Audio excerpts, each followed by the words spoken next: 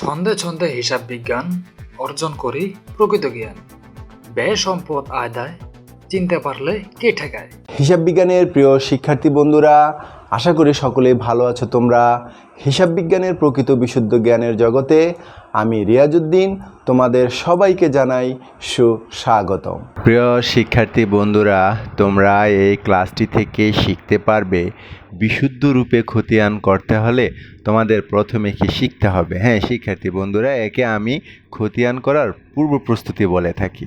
আর শিক্ষার্থী বন্ধুরা, এই খতিয়ান করার পূর্বে আমাদের কি কি প্রস্তুতি গ্রহণ করা দরকার বা আমাদের কি কি জিনিস জানা দরকার, এই আলোচনাটা আমি যখন করব তখন খতিয়ান করার বিস্তারিত নিয়মকানুনটাও আলোচনা করা হয়ে যাবে। তাহলে চলো শিক্ষার্থী বন্ধুরা আমরা জেনে নেই।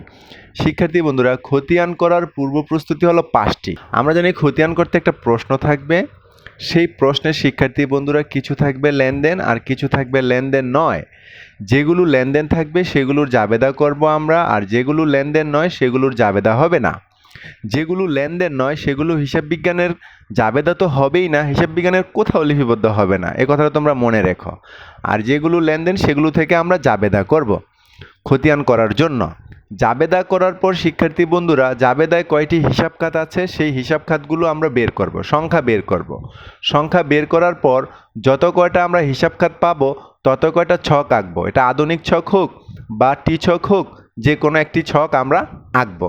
ছক আঁকার পরে শিক্ষার্থী বন্ধুরা, যে ছক আঁকবো, যার জন্য ছক আঁকবো, জাবেদা থেকে তাকে সেই ঘরে নিয়ে যাব, অর্থাৎ যে যার ঘরে যাবে, একে বলা হয় পোস্টিং। পোস্টিং করা শেষ হলে শিক্ষার্থী বন্ধুরা আমরা ব্যালেন্সিং করব, যাকে জের টানা বলে। তাহলে দেখো শিক্ষার্থী বন্ধুরা, প্রশ্ন তো দেওয়াই থাকবে, লেনদেন তো দেওয়াই থাকবে, এখানে তোমার কোনো কাজ নেই। কিন্তু এই লেনদেন থেকে তোমাকে জাবেদা করতে হবে, তাহলে তোমাকে জাবেদা শিখতে হবে। যদি তুমি জাবেদা না জানো তাহলে তো তুমি খতিয়ান করতে পারবে না। আবার এই জাবেদা থেকে দ্বিতীয় কাজ হিসাব খাতের সংখ্যা বের করা। এখন তুমি যদি হিসাব খাতের সংখ্যা বের করতে না পারো তাহলেও তো তুমি খতিয়ান করতে পারবে না। এরপরে শিক্ষার্থী বন্ধুরা, যত কটা তুমি হিসাব খাত পাবে তার জন্য ছক আঁকতে হবে, এটা তৃতীয় কাজ। এখন কিভাবে টি ছক আঁকে, কিভাবে চলমান জের ছক আঁকে, ছকটা কীরকম হয় যদি তুমি না জানো তাহলে কিন্তু তুমি খতিয়ান করতে পারবে না। ছক আঁকার পর শিক্ষার্থী বন্ধুরা, জাবেদা থেকে যে আমরা ছকে নিব, পোস্টিং দিব, তো পোস্টিং কিভাবে করতে হয় এটা যদি তুমি না জানো তাহলে কিন্তু খতিয়ান করতে পারবে না। তাই এটা হলো চতুর্থ কাজ। পোস্টিং করার শেষে শিক্ষার্থী বন্ধুরা ব্যালেন্সিং করতে হয়, অর্থাৎ জের টানতে হয়। তাহলে কিভাবে জের টানতে হয়, কিভাবে ব্যালেন্সিং করতে হয় এটা যদি তুমি না জানো তাহলেও কিন্তু খতিয়ান করতে পারবে না। তাই এটা হলো পঞ্চম কাজ। এখন শিক্ষার্থী বন্ধুরা গভীরভাবে খেয়াল করে দেখো, এই 5টি কাজ যদি তুমি না জানো জিন্দিগিতে কিন্তু তুমি খতিয়ান সুন্দরভাবে করতে পারবে না। তাই এই 5টা কাজ তোমাকে প্রথমে শিখতে হবে। কিভাবে জাবেদা করতে হয়, কিভাবে হিসাব খাতের সংখ্যা বের করতে হয়, কিভাবে ছক আঁকতে হয়, কিভাবে পোস্টিং করতে হয়, কিভাবে ব্যালেন্সিং করতে হয়। যদি তুমি এই 5টা কাজ জানো তাহলে তুমি শিক্ষার্থী বন্ধুরা অনায়াসে পৃথিবীর যে কোনো খতিয়ান করতে পারবে। আর এই 5টা কাজ কিভাবে করতে হয় এই নিয়ে আমার চ্যানেলে অসংখ্য ক্লাস আছে, তোমরা খতিয়ানের প্লেলিস্টটি দেখো, সেখানে পেয়ে যাবে। আশা করি তোমরা অনেক উপকৃত হবে। এবং এই যে পূর্ব প্রস্তুতি 5টি কাজ, এই 5টি কাজ তোমরা অনায়াসে সহজেই শিখতে পারবে। আবারও শিক্ষার্থী বন্ধুরা তোমাদের সদয় জ্ঞাতার্থে বলি, এই ছক কয়টা হবে তোমাদের মনে প্রশ্ন জাগতে পারে। আবারও বলছি, খুব ইম্পর্ট্যান্ট একটা বিষয়, যে হিসাব খাত যতটি, এই যে তার বামে দ্বিতীয় কাজে যে হিসাব খাতের সংখ্যা বের করবো না, এই হিসাব খাত পাবো যতটি, ছক হবে ততটি। আর ছক শিক্ষার্থী বন্ধুরা টি ছকও হতে পারে, চলমান জের ছকও হতে পারে।